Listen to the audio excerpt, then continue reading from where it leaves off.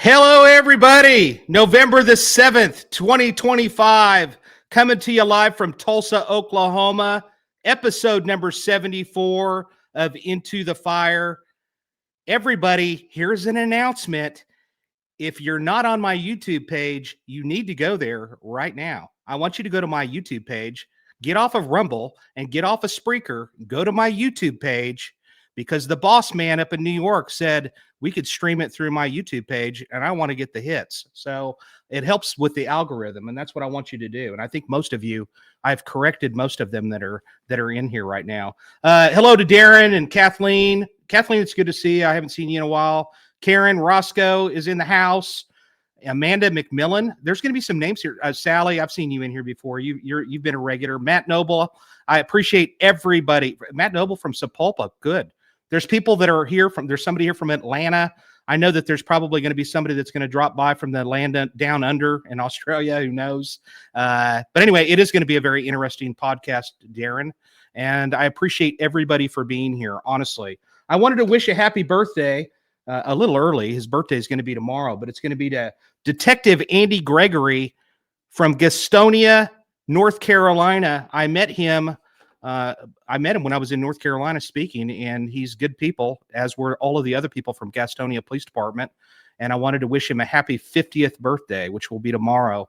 And I learned that from his wife, and I think she's got him a little something coming his way, probably from this show. So that's cool.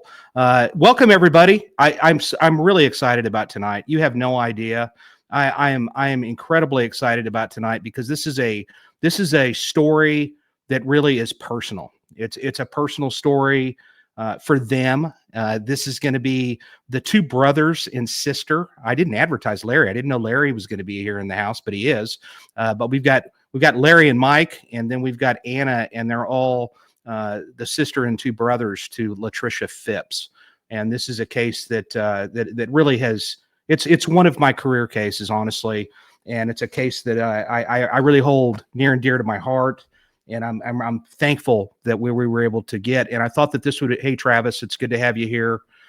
AK 7447 rules. Appreciate everybody that's being in here. I'm seeing a large audience. But what I was saying is that this is really an interesting story, and it's one that I've thought for a long time would be a good one to bring to everybody and to actually kind of memorialize it somewhat. And not only that, but I think that on the bright side, I think that there's police officers that are listening throughout this country that may have thought about a case that they have that would be considered a no-body case. And in those particular cases, people get really scared of them. And our friends from East Palo Alto, California, they just had a no-body case, and they were guests here on the show, and they kept me updated on it, and they got a successful conviction as well. So we'll talk a little bit about that. I'm gonna tell to those guys, check out Tad DiBiase's book, No-Body Homicide. It's a great book. He was a guest on the show, and like I said, I think it's going to be a really good night, honestly. And let's see. Oh, I wanted to remind people too before we get rolling here. I wanted to remind people November the 21st. November the 21st. If you live in the area of Fort Smith, Arkansas. And that's Fort Smith, Arkansas. If you live in any of that area, or you live close enough to drive, I would say. I know that Steph and Phyllis are actually flying in from other parts of the country to attend this. But I will be speaking at the U.S. Marshal Museum on November the 21st, starting at 6 p.m. If you're planning on going to that event, you need to go to the U.S. Marshal Museum website. I don't have it in front of me, but if you go to that website and you look for events, and you check on that, then you could actually get tickets. They're very inexpensive, and trust me, I think they're $10, and they go to a good cause, which is the museum. And they are not completely sold out, but I'm letting you know that we sold out 350 seats January the 31st, and I'm anticipating that we're going to get real close this time. So trust me, this is an encore performance. It was I'm not just saying this because it's me, but the reviews were through the roof, and people really enjoyed it. And I do the real deal. I mean, I really show some of the real cases, and I talk about real life experiences and death investigations. Don't bring your kids. So because there's really stuff that I can't have kids coming to this. So, but if you're an adult and you live in that area, I highly encourage you to show up. I get asked all the time, when are you going to do a show in Michigan or New York or whatever? Well, I just don't have the people behind me to get me to those places. I would do it in a heartbeat. Trust me. I teach all over the place. So I will be in Tennessee next week. I'll be speaking in Gatlinburg, Tennessee at the Tennessee Crisis Negotiator Association. If you're a crisis negotiator and you haven't signed up for that and you're in that area, man, try to go to that. It's going to be good. And I looked at the other speakers, and I think I know all of them. Actually, I've spoken different places in the country with each one of them. Each one of them will blow your mind. And there's only one that I haven't seen speak, but I know who he is, and he's from Ohio, and I'm sure I may have seen him speak. I don't remember, but I know all of them. And so it'll be good. The whole conference is fantastic, and it'll be epic. So plus I'll get to see Danny, our friend Danny from the show. I think I'm going to stay the night at his house just south of Nashville. So nevertheless, here we go. Let's just bring these people on. Let's bring them on. Anna, Mike, and Larry, welcome. By the way, it's great to have you here. By the way, not to put them on the spot, but this is their first podcast, all three of them. And technically speaking, they were a little nervous, but there's nothing to be nervous about. I promise you, this is great. So tell us a little bit. Let's get right to this. Let's start off with how did this whole story start? Who wants to take that? Good start.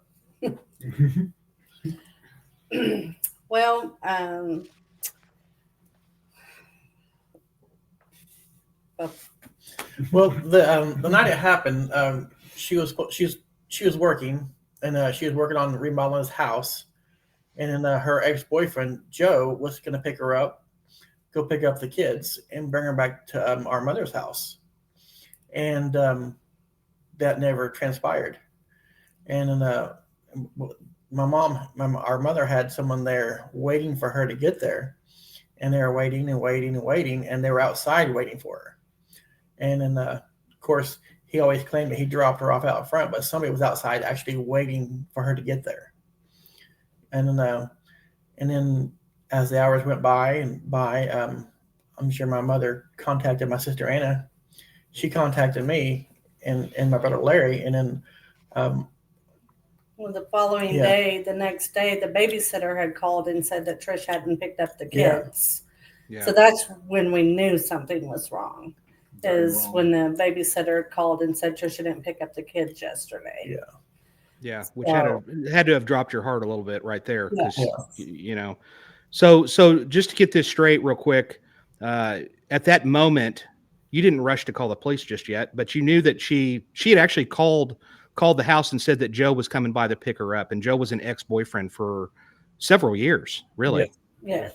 And so put that picture up, Amanda, that house where he had picked her up at, if you can find it. Yeah, there's the house that she was actually remodeling, and that's the location that he had stopped by and picked her up.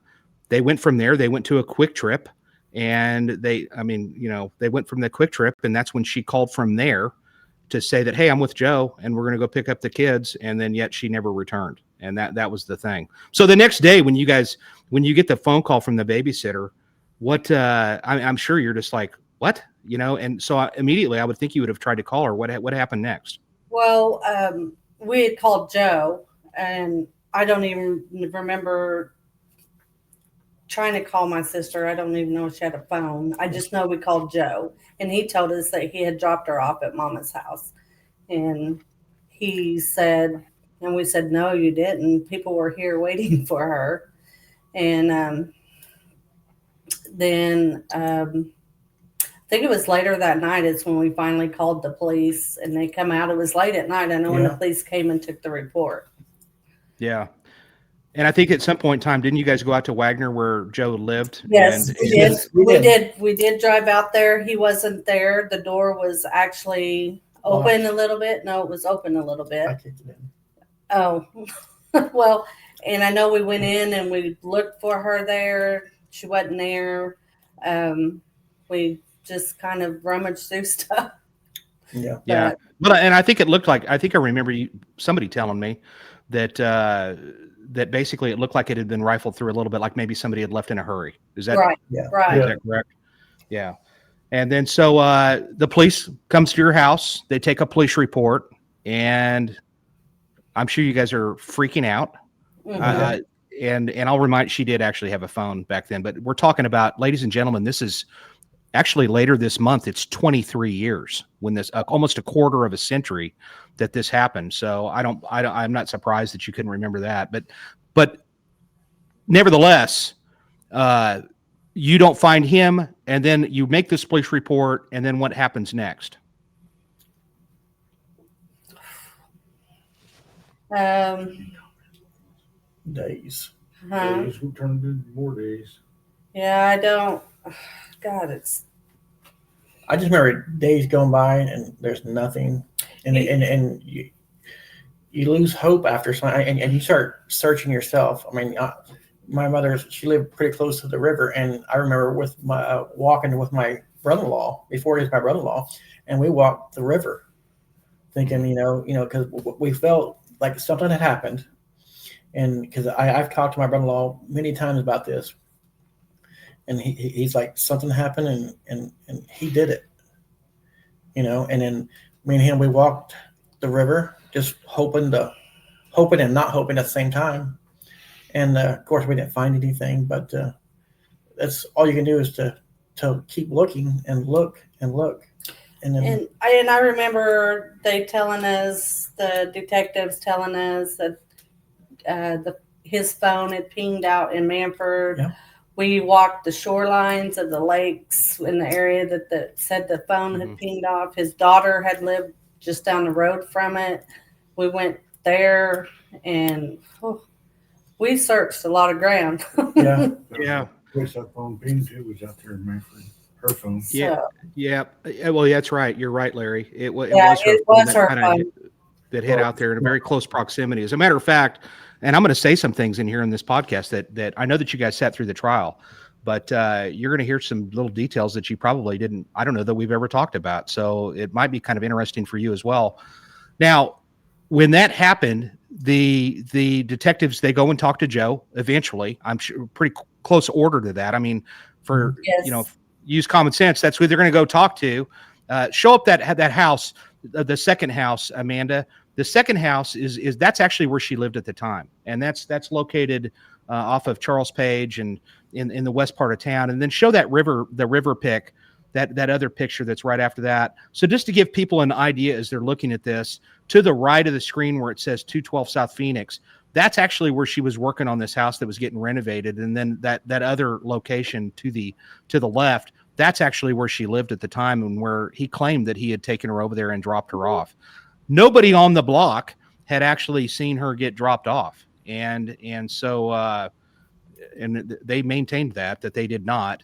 And so therefore, you're absolutely right, Larry, when you say that her phone did ping within about, and to tell you the truth, it was within a 3-mile radius and of where the cell well, it was within a 3-mile radius, and that's where his ex-wife had lived.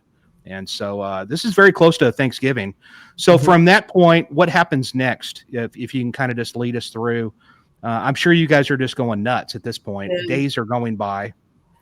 Well, I remember the detective on the case had come to my mama's house a few days, said they had talked to Joe, that he'd come into the department to speak with them. He said he told them they dropped him off, and he brought a woman with him, and she verified his alibi, and it was they asked her name. She gave a false name. And it wasn't really false. She didn't say her whole name. She just said her middle name. And I looked at the detective. I said, I showed him a picture of who I thought was with him. He goes, yeah, that's the girl that was with him. I said, well, she's lying to you. That is not her name. I said, she's lying to you. They're lying to you,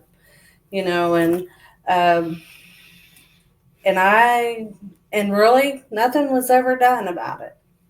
And I went to the detective homicide department all the time, stomping and screaming and crying and telling them to do something. Yeah. And I was told there was nothing we could do. We found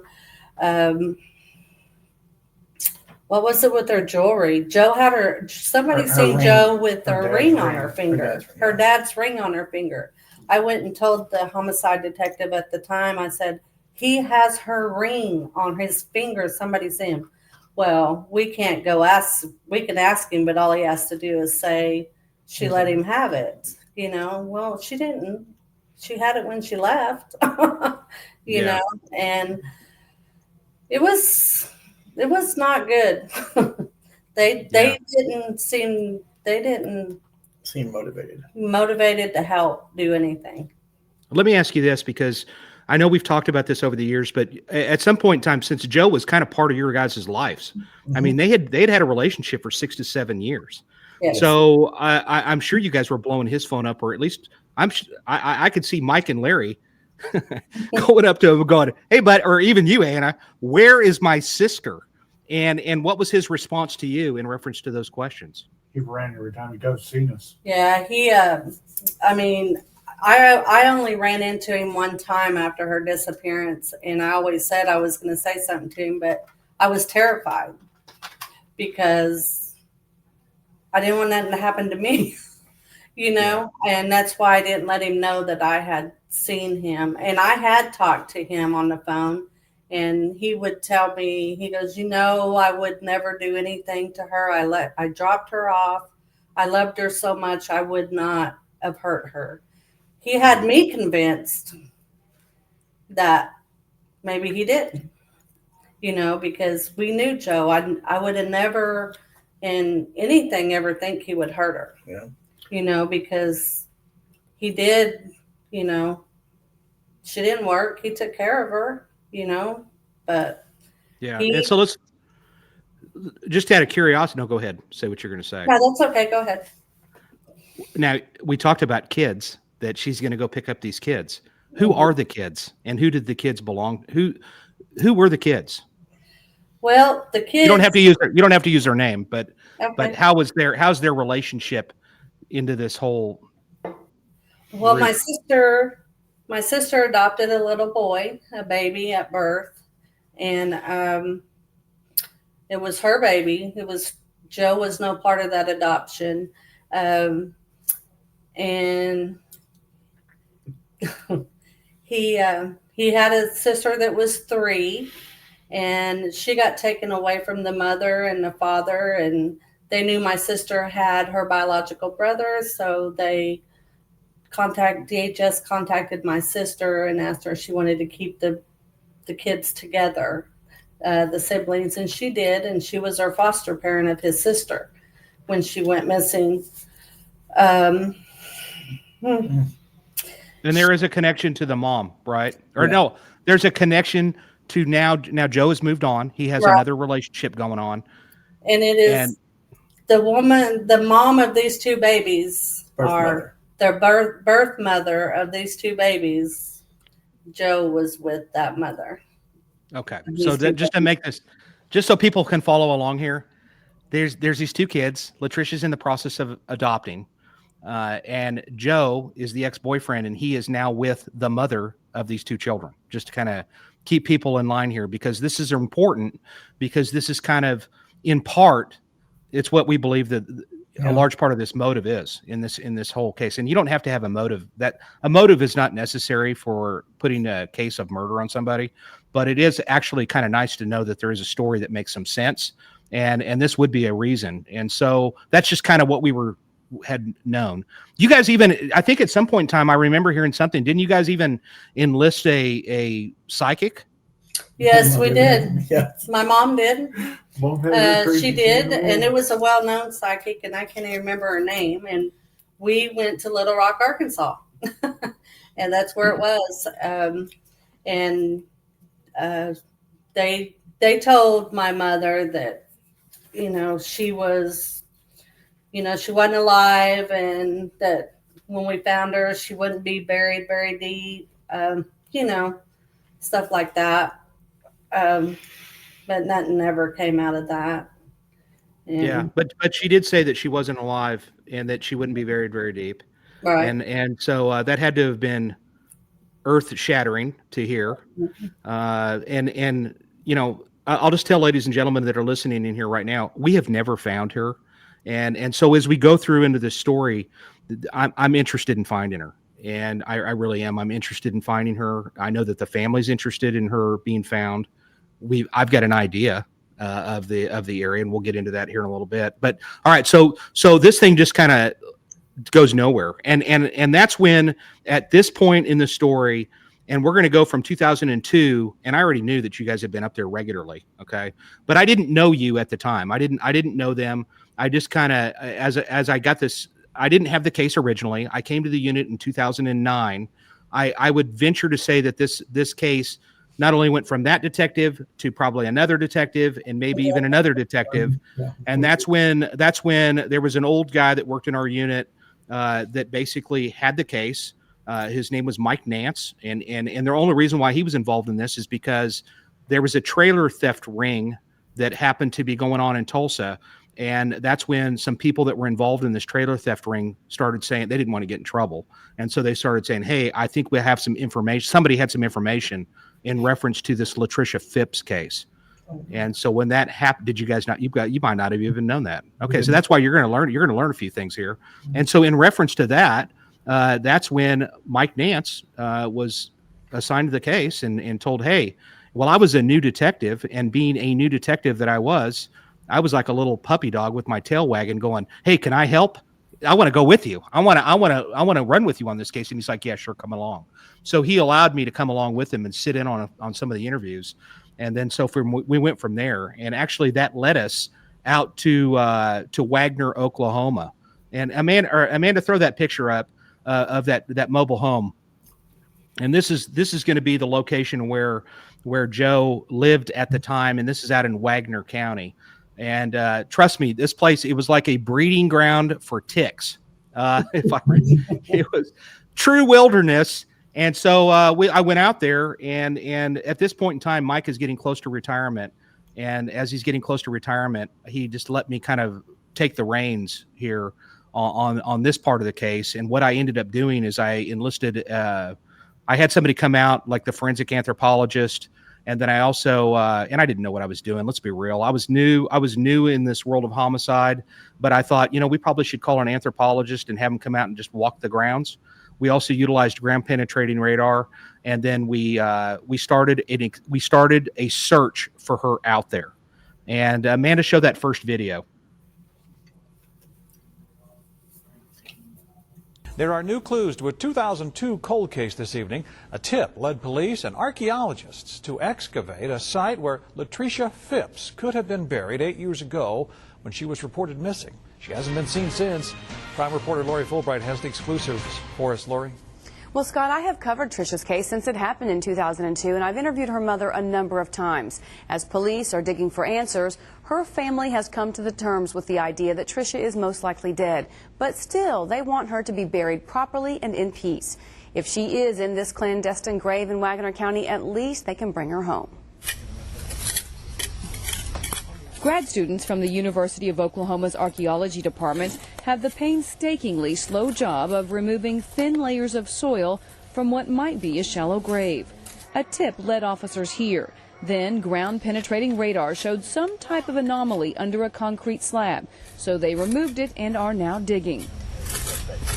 The archaeologists are looking for changes in the soil texture and color. Natural soil tends to occur in layers, and when you dig a hole in the ground, you jumble up those layers, and then when you fill the hole back in, all that jumbled dirt is put back in the hole. So instead of having the nice layers that you had before, you have this jumbled mixture. Tricia Fipps has been missing since November of 2002 when she was working and told her family her ex-boyfriend was going to bring her home.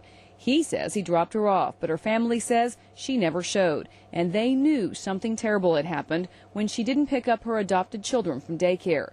Police say they want to give families the answers they so desperately crave. It's extremely important to us. We don't forget about any of these cases that are unsolved. We continue to work on them. However, there are times when it goes somewhat cold, and but there's no statute of limitations on murder.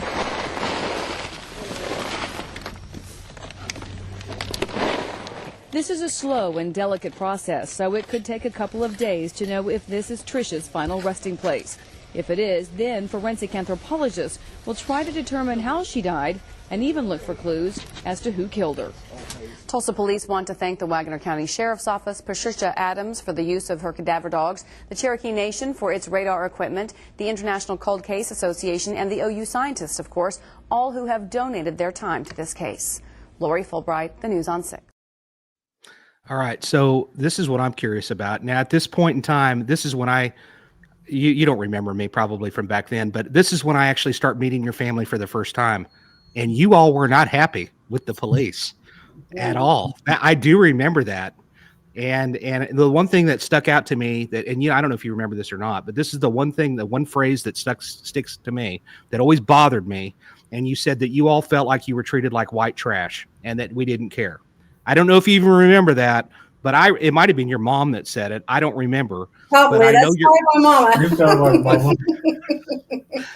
It probably was. And I'll tell you something. I just remember that. And I can remember sitting in a living room in a house you guys were living in. And I remember your mom must have lived in West Tulsa. And she was not happy with the police. None of you were. And so, but what was that like for you that here we are and now it's like a full court press. I mean, you saw a lot of detectives running around, a lot of people that are talking to everybody now, from Joe's ex-wife, trying to talk to Joe. What was that like? Well, it was always, because you guys different detectives would just show up out of the blue. The ones before you, they would just show up at my mom's house and say, hey, we're working this. I remember the last one before you, or maybe even before that, he was a younger guy. And we just thought, oh, they're not doing anything. And then this detective shows up and you're always like, yes, they're going to work on this. And then you don't hear from them for 2 or 3 more years, and then it's hard. It's hard. And you're not kidding either. I'm not. It was years before all of a sudden it would stop. And so the one thing that the family would do, and then so Mike Nance retired, and I went and grabbed that book from his desk and I stuck it on my shelf. I didn't know what I was going to do with it, but I wanted the case. And so from that point, I kind of went through it and I thought maybe we're missing something. And the family was very good about calling me to tell me, hey, they're here in town for a funeral. And so you remember that? Yeah, because somehow you guys still had contact with people that were relatives of his. My mom knew people that he knew. His family. She knew his family. Yeah, and so that kind of kept me updated as to what's going on, and that continued on. And one of the things, this is going to dive into a part that you may not remember necessarily. So, I mean, what was it? Well, hang on before we get there. What was the conversations between the three of you and your mother? I mean, this thing kind of dies off again, and then you're sitting there going, wait a second. We were making movement. What happened? Yeah, it was just, always losing faith. Yeah, it was. We never thought it would be solved because we didn't feel like nobody worked it. Yeah. Well, behind the scenes, let me tell you what was going on. Me being the young Jedi that I was, and not knowing what I was doing, I kept going around to different DAs. And actually, to tell you the truth, we actually tried to reach out to Joe when that stuff sparked off and we were doing the dig. And we reached out to him and we tried to arrange for a meeting. And he goes, yeah, no problem. I just want my attorney to be there. And we're like, perfect. Who's your attorney? Let's make it happen. And that's the last we ever heard from him. At that point, I mean, he disappeared and he fled back to, from what we heard, he was going back and forth to New Mexico, middle of nowhere, New Mexico, honestly. And so that's the last we heard from him, and it just kind of died off, and there was nothing we could do about it. And so from there, essentially what happened next is, I'll tell you what happened next is there was a disturbance that happened in New Mexico. Show that picture of that New Mexico State Police disturbance, Amanda. It's the picture with the New Mexico State Police on the bottom right. When they were at the bottom. Oh, hang on a minute. Before we get to that next picture, I'm glad you threw that one up. Go ahead and throw that up there real quick. That's an important picture. So this location here is actually out in, Larry had mentioned something about Latricia's phone and phone technology back then and back in the day. We're talking 2002, ladies and gentlemen. It is nothing like it is today. Back then, it could give you an idea, maybe. And the belief is that she possibly, this is going to be after she disappeared. We're talking a couple of days, 2 to 3 days later, where her phone had actually pinged off of a phone tower that was within a 3-mile radius of Joe's ex-wife's residence. So of course we talked to Joe's ex-wife. Joe's ex-wife was not a very pleasant person to deal with, and she wasn't really interested in talking to us at all. But that was that, and she comes around later in the story. But that's where we're at. So Amanda, show that picture that's got the blurred picture of a car, and yeah, there you go. So this is what happened on August the 18th of 2012. We New Mexico State Police actually gets dispatched to a location in a town called Wagon Mound, New Mexico, which is a town that is located virtually in the middle of nowhere. And it's basically Shauna Ramsey, which is his wife now. And Shauna is hammered, and I mean hammered drunk. And she's going on about Tisha Phelps. There's a girl, Tisha Phelps. She was murdered in Oklahoma. You need to call Oklahoma Homicide. Please call them. And that he killed this woman and he made me watch, and et cetera, et cetera, et cetera. And so that's how this thing restarted up. And what happened is that days after that call to police, or days after that, they ended up taking her to a shelter. And so several days later, I'm going to say it was probably at least a week later, that's when I get a call. And I remember I was at the police academy doing something, and they called me up, and it was New Mexico State Police. And they said, "Hey, sorry it's taken us so long to get back with you, but we've been looking at this and we couldn't find who she was talking about." And she kept telling us it's Tisha Phelps, Phelps. And we found out that you have this case. It's called the lady by the name of Latricia Fipps. And I'm like, yeah, it's probably the same person. Who did you talk to? And that's when they talk about her. And I was like, oh yeah, this is going to be good. So, you're not going to like this part, but I asked for permission to go there immediately, and I'm still waiting for permission to go to New Mexico. And as a matter of fact, I would have taken my own time to do that, honestly. But the problem is this, and this is kind of where this story is interesting to you, for me, and this is where I would like to have you guys still were in the background, and I would keep you somewhat. I mean, I didn't want to tell too much because I didn't want, I don't know who you know, and et cetera.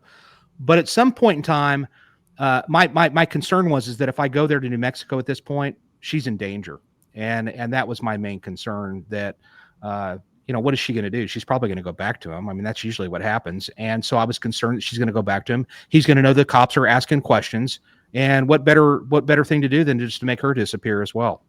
And so I was very concerned, and there was nothing I could do about it at that moment, other than, little do you know, I ended up calling the New Mexico State Police, and I said, hey, go watch her and see if you can catch her alone.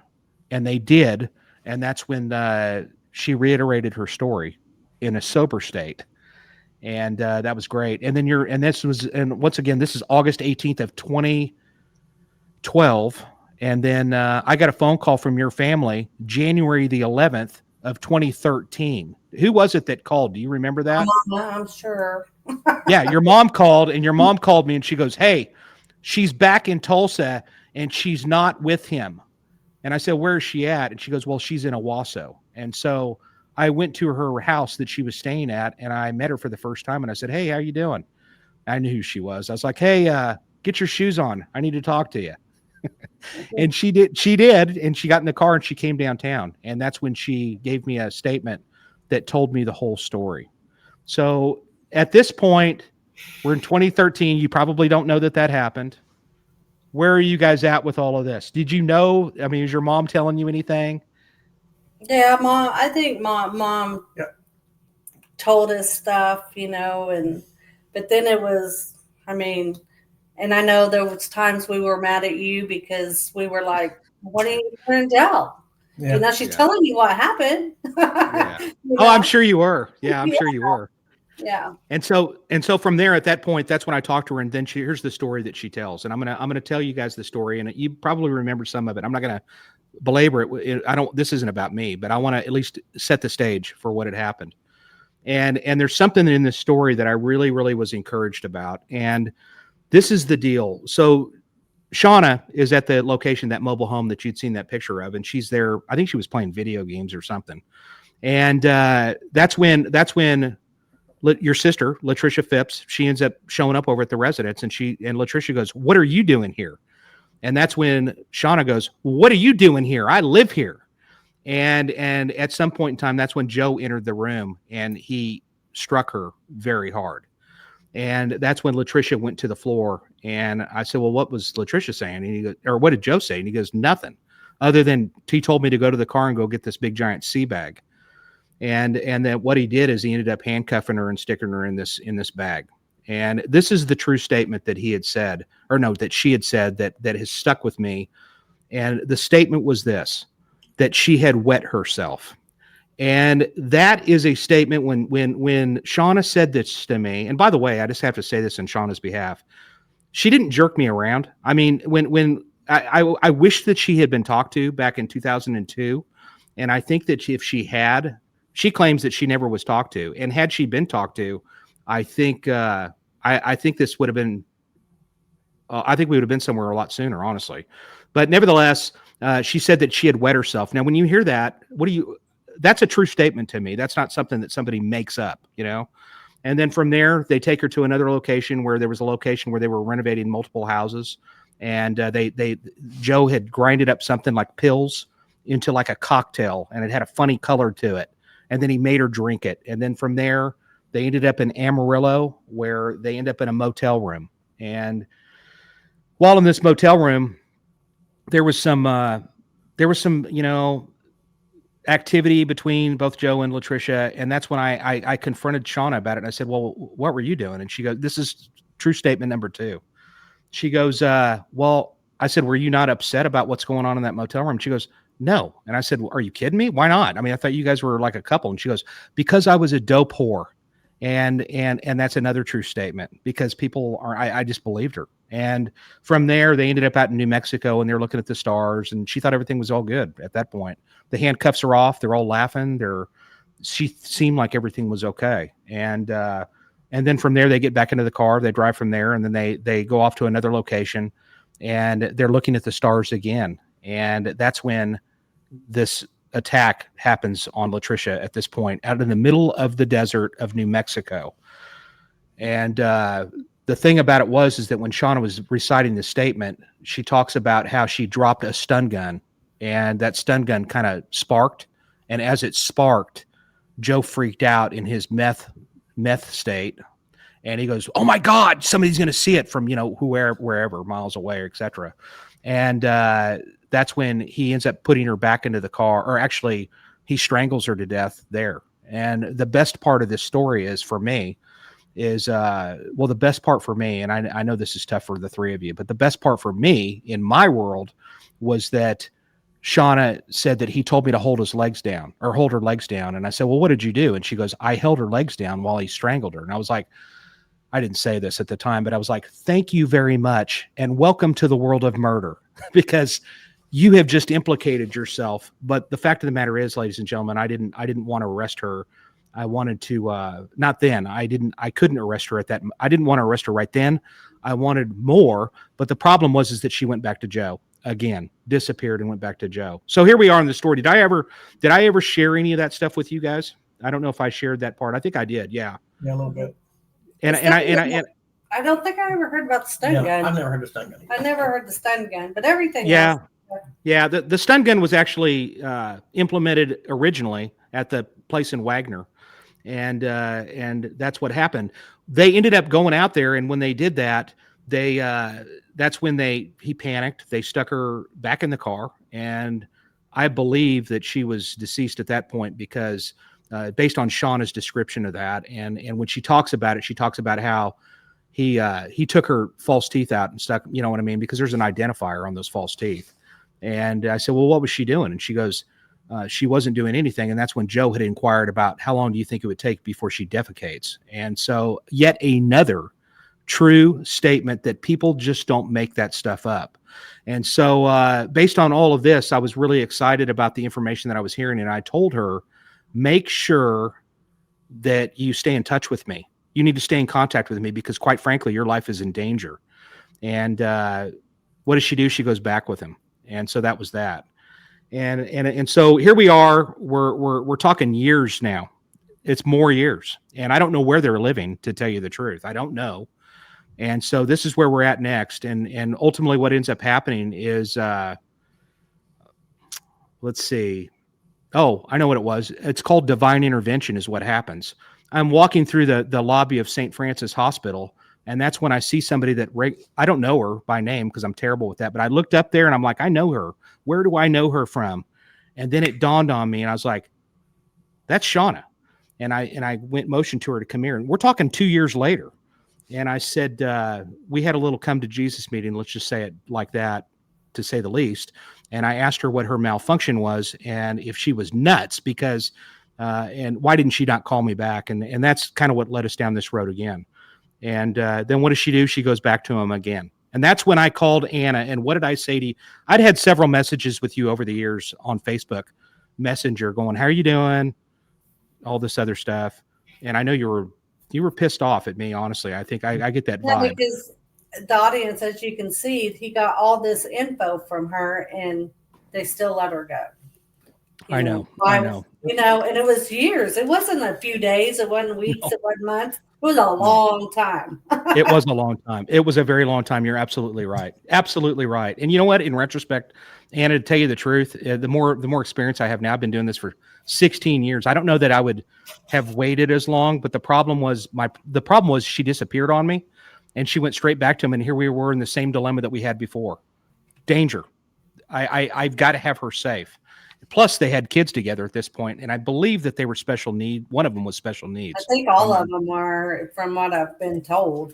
Yeah, yeah. Do you know kind of what their relationship was like at this point? Had you ever heard anything like that about how that was, or between the two of them? Or did your mom? No. Well, if they would get into an argument, he'd been known to stick her into the crawl space of the house and let her sit down there under the crawl space. Where all the spiders and everything else are for hours at a time. She wasn't allowed to have a driver's license. She wasn't allowed to have a phone. I'm not asking you to feel sorry for her in any way, shape, or form. I'm just saying that she was under complete control of Joe. And I think you guys knew Joe. Joe was a pretty manipulative person from what I understand. And that's where we're at. So then I'd called Anna. I think I messaged you and I said, I need to talk to you about this. And what did I say to you? Do you remember what I said to you? No. Okay. What I said to you was, what do you think about, let's just roll with this. And if we lose forever. Oh, yes. Yes, I remember. I might have even had a meeting with your family on this, actually. Did I? I think I did. Yes. Out in Sand Springs or Manford. And I said to you guys, I said, listen, if we lose forever. Are you guys good with rolling with this? What was the general consensus of the family? It's like we had nothing to lose at the time. Yeah. So if you swing for the fence. Yeah. Let's do it. You still probably had 0.2% confidence in the police department at this point. If that much. And yeah, right, Larry. I believe you, and I don't take offense to that because, quite frankly, I would have been furious if I would have been you too. And so we did. I was able to implement. I was able to get a hold of a DA that actually had courage. He was amazing. Kenneth. Yeah. Kenny Elmore. I'm gonna give him props. Give props where props are due. And he had the courage to let's go for this and let's see. I think we can do this. And so what we did is we filed warrants against these people. Amanda, show that video number 2. We knew all along. And I've always said that he killed her. A New Mexico couple arrested for a murder in Oklahoma. She is an Oklahoma woman who has been missing for more than 15 years. Over the weekend, police arrested the 2 people they believe killed her right here in New Mexico. Now the woman's family is speaking out. Here's News 13's Marissa Lucero. Dean, Jess, police say the couple had been hiding out here since the killing, but detectives never let the two out of their sight. They're in jail, and I know they're thinking about what they did. That's Sheila Owen. Her daughter, Latricia Fipps, was 31 when she disappeared out of Oklahoma back in 2002. She was last seen leaving her job with her ex-boyfriend, Joe Calvert. We knew all along, and I've always said he killed her. So did police, who say he did it with the help from his girlfriend, Shauna Ramsey. We think Calvert is the one that killed Phipps, and then Ramsey was complicit in hiding the body. And they've lived, their life in New Mexico ever since. For more than 15 years, detectives in Oklahoma and New Mexico kept an eye on the couple and built a case, even without a body. Even though we know where they're at, they didn't really know we were looking at them that hard. Over the weekend, the pair was pulled over by police near San Isidro. They were arrested and charged in Oklahoma with Phipps' murder. I know that she's not ever coming home now, but yet I'm so glad. I wish I could have been in New Mexico. Now Owen hopes detectives' next step will be to find where they buried her daughter. Even if there isn't much left, I don't care if I get just one bone. I know it hurts. Please just let me have her back. Now, police believe the two buried the body somewhere in New Mexico, but it's not clear where. Jess, back to you. All right, thank you, Marissa. Prosecutors in Oklahoma have already filed the paperwork to have the two extradited. What were your thoughts then? Yes, you know what my thoughts were on you now. I know it's hard saying your mom. It's probably Yes, it is. it's But you really know what? tough. She's seen the day. She made it there. Yeah, that's right. And that was actually another reason that I went to you. That was something that really bothered me, and I wanted your mom to at least try to get some justice, because I knew that she wasn't in great health, and so we were kind of that's what I was really pushing for. Fortunately, we were able to find Kenny, and Kenny was able to put this thing together. This case was not a good case. I will just tell everybody that's listening to this. This case was a real gamble.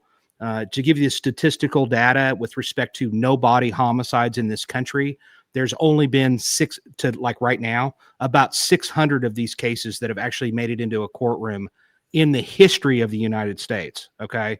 It's very rare. This was the 14th no-body homicide in Oklahoma history to be tried. And since this case, there's actually been two more in Tulsa County that have been successful. Each one of those have also been successful. So mine was the first one that I'm aware of. I don't know of another one. And so here we are. We're pressing forward. Just to give you a little bit of a side note here, I went and met with both of them, and I got a little bit of a statement from, of course, Shauna was, sobbing and all this other jazz. And I was like, relax, look at it as a vacation, make friends here in jail, enjoy yourself. I'm not interested in you. I'm interested in getting this case going, and you've told me the story, and she reiterated everything. She was very cooperative.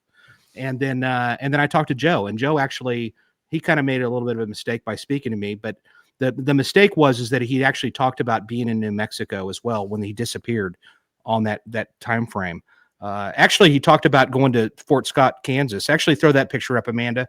Fort Scott, Kansas is that other map. There it is. That's a long ways, and that's 6 hours away, over 6 hours away from Tulsa.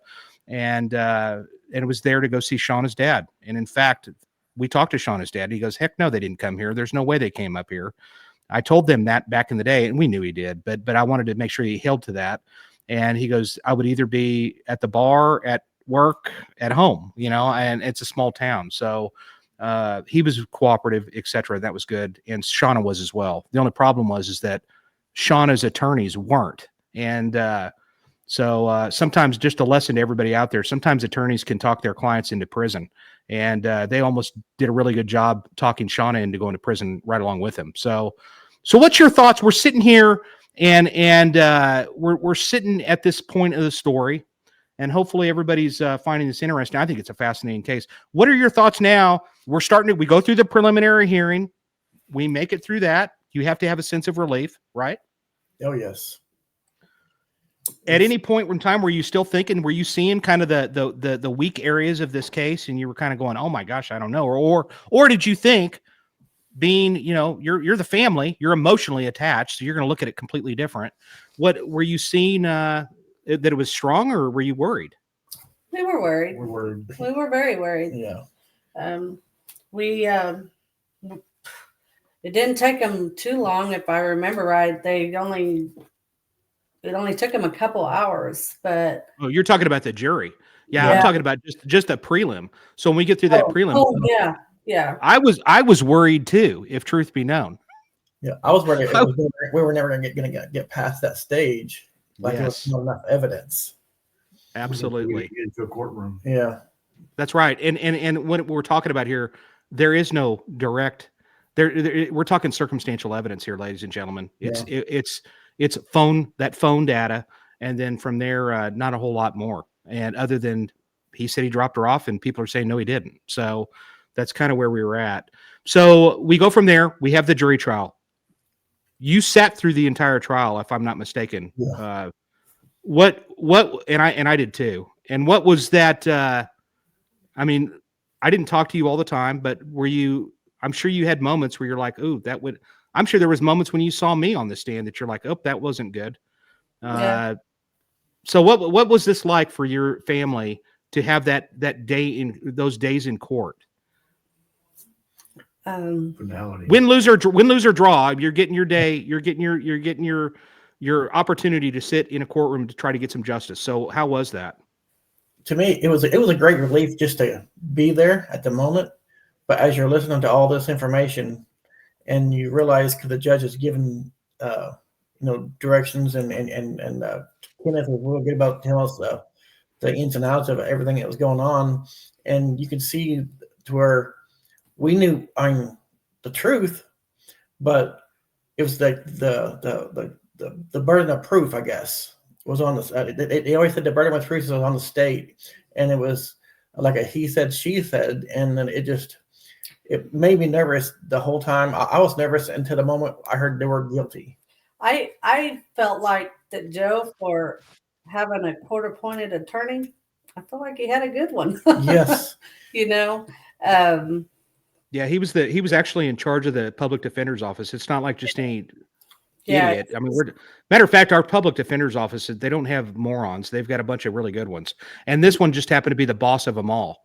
Yeah. And I think that, he's a smart guy. He's a smart guy, believe me. He made me nervous because I was like, I don't know. But, I knew in closing arguments. Yeah, that's what when Kenneth closed that stage, I was like, what was that other name? I knew because Kenneth, he did amazing at that closing arguments. Kenneth did a great job. Kenneth had an assistant with him. I can't remember his name, but he did really well as well. I think it was Kevin Keller, if I'm not mistaken. Yeah.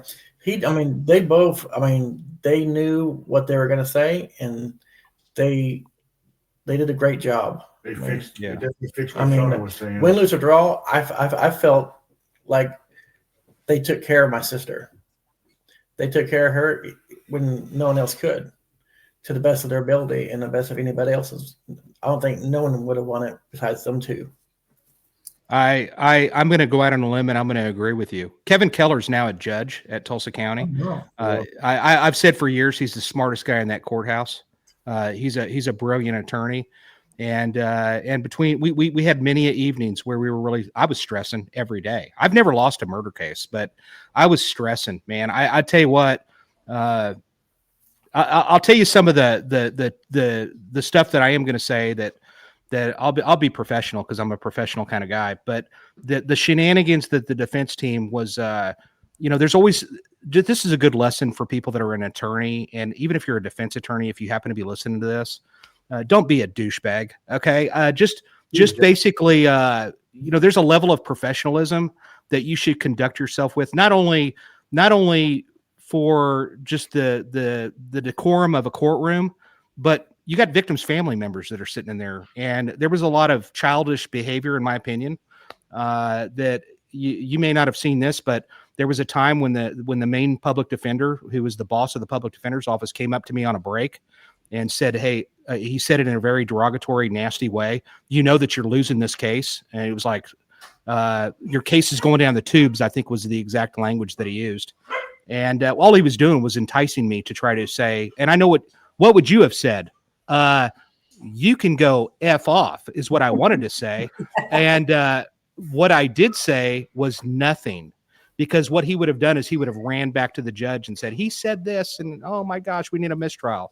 But I thought, man, how unprofessional can you possibly be in a situation like this to sit there and try to get under my skin, you know? And that really bothered me. It still bothers me to this day. And anyway, it's not just his attorney, it's Shauna's attorneys. As a matter of fact, I don't know if you know this or not. I think we had discussed, and I say I didn't have any issue with it. There was discussions about a possible plea bargain, and that was to give him 7 years if he was to lead us to where she's at. And do you remember that? I think I do. And he didn't take it. So so we're going through this. There was a lot of things. I wanted to mention one thing real quick. There was the defense happened to say a lot of things. Here's some of the areas, and this is why I wanted to mention this for just cops that are listening. These cases when you're dealing with a no-body case, that you've got to look under every stone. And I'm going to admit, and I'm going to take some blame here. There was some stuff that I was accused of not doing that I probably should have at least made a little bit more of an effort. One of them was the fact that you guys had a burglary, or Latricia had a burglary over at that house. And I think that it was September the 28th of 2002. Do you remember that a little bit? Right before when her clothes came missing. Yeah, when all of her clothes came missing up out of the house. And that's right. And that is one thing that I thought that Joe didn't hurt her. Because he took all of her clothes and he's held her captive somewhere, and he knew she needed clothes. That's how my mind was working at that time too. Yeah. And that was a month and a half. That's a month and a half before her disappearance. Right. Do you remember some of the other items that were taken in that burglary? Some lamps, I think. Wasn't it lamps that he had bought for her? Yeah. Throw that picture up, Amanda. I think it was lamps that he had bought for her, clothes. I think that was about all that was taken out of that house. There was a big jar of money there. That's why we knew it wasn't a burglary, because there's the items right there. So you cued on it, and I was curious as to what you remembered. And so this was a thing that came up in court, and the defense attorney said, well, and when you look at those items that were taken, let me put it this way. I've been a cop. I don't remember how many years I've been a cop then, but I've been a cop now for over 27 years. And I have yet to find a serial lamp burglar. Okay. So here's the deal. And my argument to that is that this is a domestic burglary. I'm taking those lamps because I bought those things, for God's sakes, and you're not going to keep them. Yeah. That's personal. And so that's what I said on the stand. And I said, no, I didn't look into that. What do you want me to do? I did call you guys, and I'd asked you about it. And I remember you guys telling me, I said, why did you not think that Joe did it? And they said, or I said, who do you think did it? And they said, well, we can't say Joe did it because we don't know. And I was like, well, that's an honest answer. And I actually appreciated that, because you weren't just immediately pointing the finger at Joe. And I remember you saying that many times, Anna, that you were like, I don't know that he did it. And and even closer, even later in this whole deal, you still had concerns, right? Yeah, because because I never thought he would hurt her. So go ahead, Larry. Did you want to say something? No, good. Okay. So here we are. The jury goes out. What are you thinking? And I know you know the answer, but what are you thinking at that very moment? I'm feeling good at the time.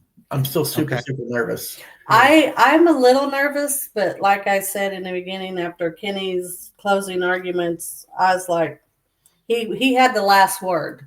Kenny had the last word in that court. If I remember right, Kenny was the last one to speak, right? No, actually, the other. Well, it was the second chair for the public defender's office. Actually, you're right. I'm sorry, my mistake. Kevin Keller speaks first.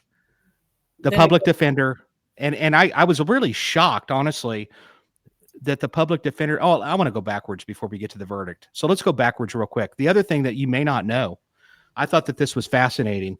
Amanda, show up that first picture of the dirt without the newspaper there.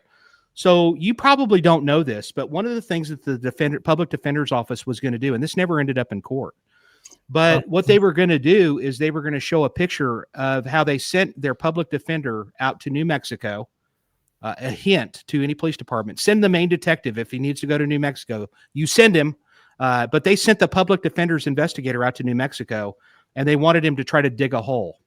And so he goes out somewhere along I-40 and says that I tried to dig a hole and I couldn't dig a hole. And then they had a geologist that was on standby that was going to testify that they can't dig a hole in New Mexico. Now, I just didn't fall off the turnip truck, but that's the most moronic thing I've ever heard in my life. Okay. And so they were literally going to test. That was what they were going to do. They were going to testify to the fact that you can't dig a hole in New Mexico. And so what we did is we called the New Mexico State Police guy that helped us. And we said, hey, do us a favor, and leave that up for a quick minute, Amanda. We said, go out there and do us a favor. Can you go out to an arroyo? And that's what Sean had said, that basically that he had dug a hole and stuck her in an arroyo, and which is one of those waterways. It kind of looks like a miniature canyon, and put her in there. And he dug that hole in 15 minutes. And so we were ready to roll. We were going to make them look beyond stupid. And essentially what happened is that they knew what we were going to have testified to, and they said, oh, we better not do that. And that's what happened. And then we get to the verdict. And the verdict comes in, and what are you feeling? Because what are you feeling at that moment when that verdict comes in? Relief. Relief, but right before the verdict came in, our judge said he wanted no reaction, which is was hard. It was celebration or if you're upset with it, he wanted no reaction, so you wouldn't because of the jurors, whether they went your way or not, to give no reaction, and then they had people there ready to escort us out if we were, if they came back with the wrong decision that we didn't like, to escort us right on out of there, and we couldn't cheer if we got the answer that we did get. So it was really hard just to sit there and be quiet. My niece was sitting in the row behind me. I think I about broke her little hand because she was holding my hand when it went through. And, we weren't screaming outside, but Jesus heard me on the inside. I can promise you. I about broke her little hand. It's a good thing she still loves me. But, yeah. What was your mom's thoughts? Oh, gosh. Mama said, I remember Mama just being just ecstatic. Yeah, because she always said that she wanted to be there here on this earth. Yeah. When that happened, and after that, she was ready to go.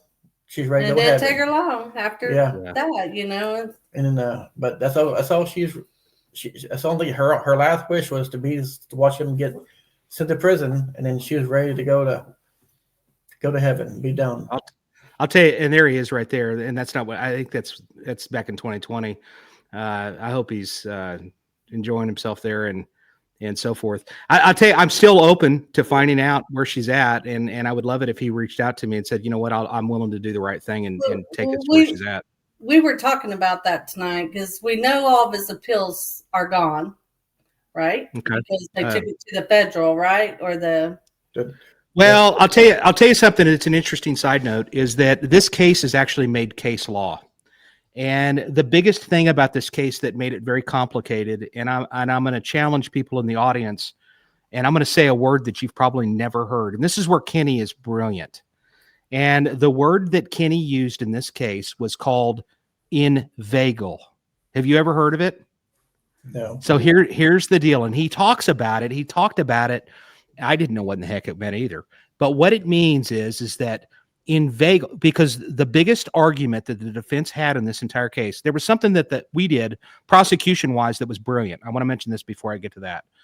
The thing that they did that was brilliant in this case, in my opinion, and this is what Kenny said he was going to do, and I was like, that's awesome. He goes, we're going to dismiss all charges against Miss Calvert before we go further. I know that you're shaking your head. Yeah, that was hard. That was really hard. I know. But there was reasons for it, because you remember we got one testimony against the other person's testimony. And I thought she was a train wreck on the stand. She was. She was horrible. I was like, what in the world are you talking about? But my point is that they dismissed all charges against her before she said a word of testimony. And honestly, I got to tell you, I think it was brilliant. I think it was a brilliant move. Second of all, and even though she was a train wreck, she still said what she needed to say. But the second thing I'm going to mention is that word inveigle. What does that mean? And this is how we were able to get to where we were at. We're getting closer, guys. But it's that Latricia was being kidnapped. This is in summary of what that word means.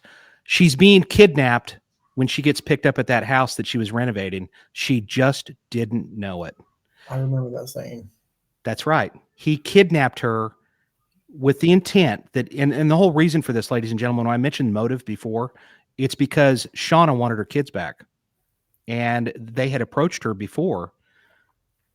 Joe had approached her saying she wants the kids back. You need to sign them back over to her. And Latricia wouldn't do it.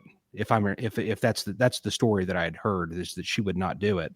And because of that, Joe was kind of put in a position that I guess he felt like at that point, if he couldn't, he was still kind of, I think in his mind, I don't think he didn't want her, but he didn't want anybody else to have her either, kind of a deal, maybe in part. But then also, I know that the kids probably had a large part to this. But that's the reason that case law has been made on this that allowed us to have jurisdiction. Because if you think about it, this is another complicated thing about this case. You're talking Tulsa, Wagner, Amarillo, New Mexico. We're talking about multiple jurisdictions here. And so that's where we're at on this entire case. Hey, Amanda, show that last news clip for me, please. My favorite news. You know, he sentenced all of us to a life sentence, and I think that's appropriate for him. Sheila Owen and her family have waited 18 years to see Joe Calvert put behind bars. Calvert took Tricia Fipps to New Mexico in 2002 and killed her. Owen says they finally have some justice now, but not closure. It's bad enough that you murder, but not knowing exactly where she is. We still don't have that closure.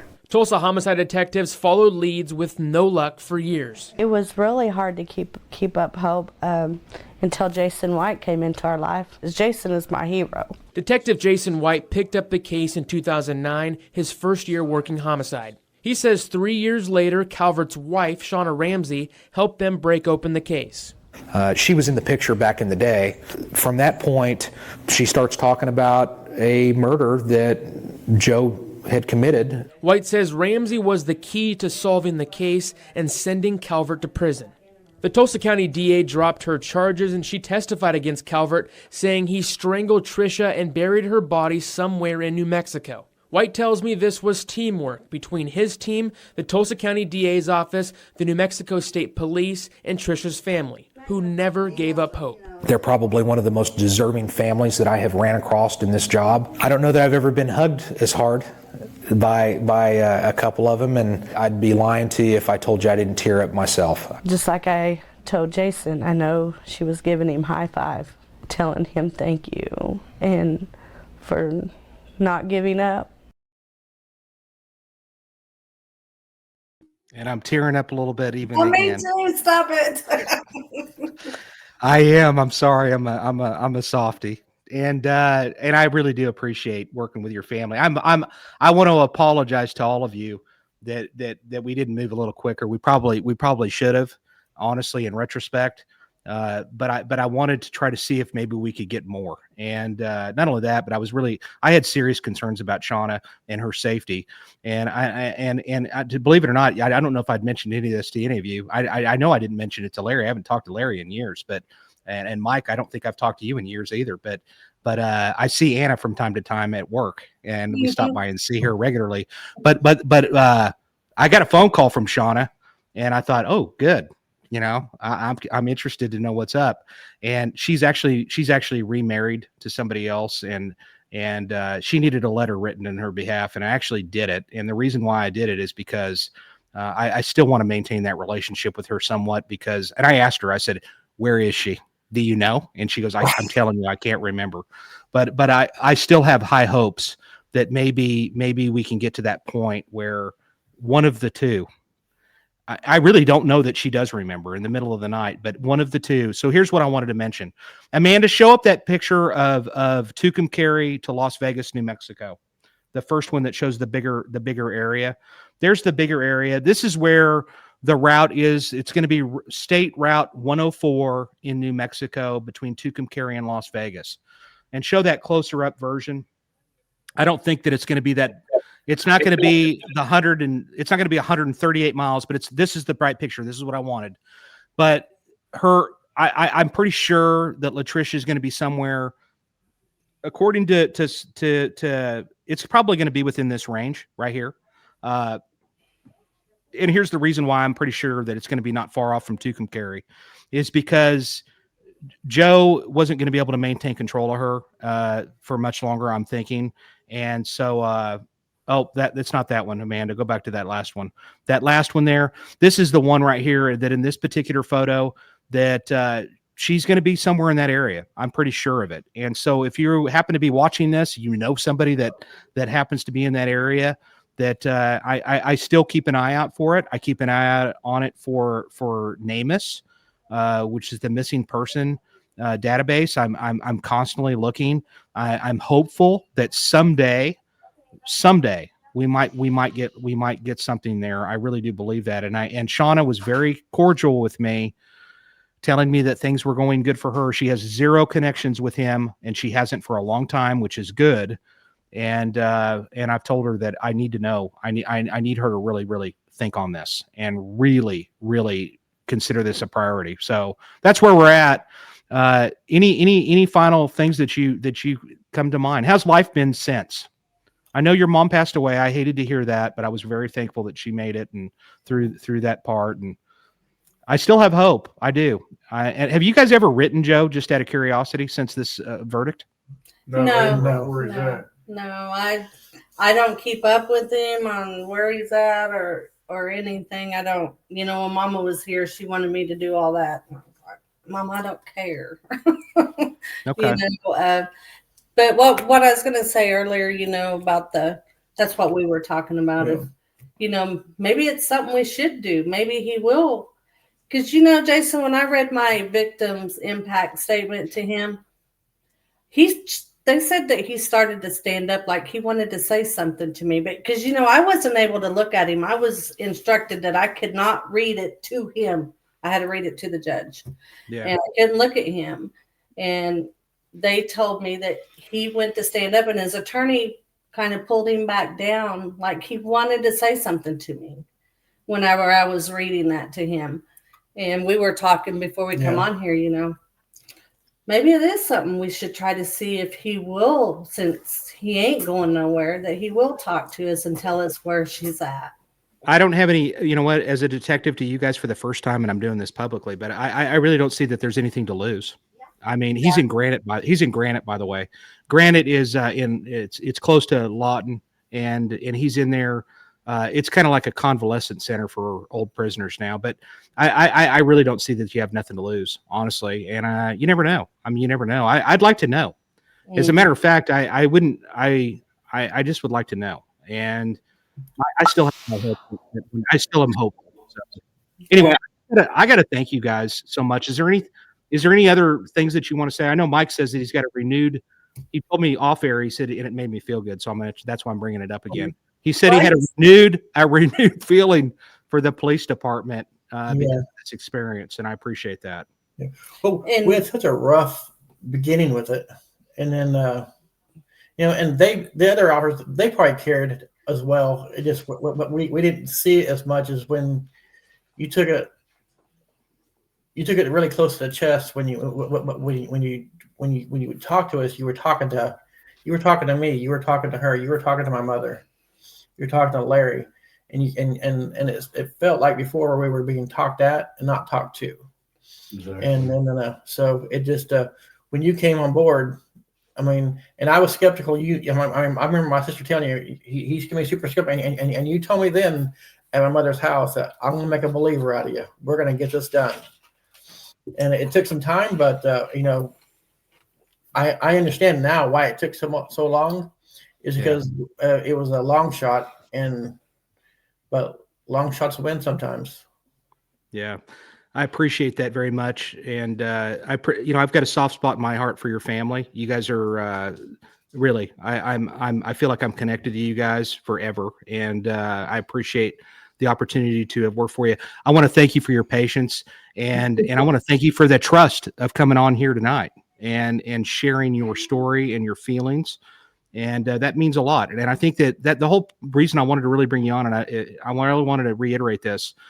I want to keep her name kind of out there. I want people to be on the lookout, be on the lookout for if there happen to be something that is found in New Mexico along Route 104, to just don't ignore it. Call somebody, call the police. When I talked to the New Mexico State Police a long time ago, they happened to say, man, people just don't call about stuff like that. When they find bones and stuff, people don't call. They find those things out here all the time. Please call, because you just never know who it could be. And I'm hopeful. I really do. I really am hopeful. I can't thank you guys enough. What did you think of your first podcast experience? It's still, I'm still nervous, but no. But you made it good. You made it relaxed. Good. I just wanted to say one thing to people out please. there. We waited 18 years. Was it 18 years, Jason, for this? It was. Yeah, and for a day in court. I just want people to know that don't give up. Don't give up. That one day Jason will cross your path. And thank you. They'll solve it one day. But we love you, Jason. You are everything to our family. Well, thank you so much. I feel the same. As I love you guys too. I appreciate it. Ladies and gentlemen, I hope you've enjoyed tonight's episode. It was not easy I'm glad Anna brought her two brothers on here. I didn't even think to ask the brothers. I thought, yeah, they're probably not going to be interested in doing this, but I'm glad. Thanks, Larry, for being here. Larry, do you have anything final to say, or Mike? Well, I mean, I seen one of the comments that one of your listeners did, and they want to know what happened to the children. And then my sister took the boy that my sister had originally adopted and raised him, and still lives with her today. He's a special needs young man. He's a good young man because he had someone very special to grow up after. And my mother actually adopted the daughter, the girl, and she became our sister. And unfortunately, she did pass away this last year because of diabetes. So, but they were both loved, and the boy, he's a good boy.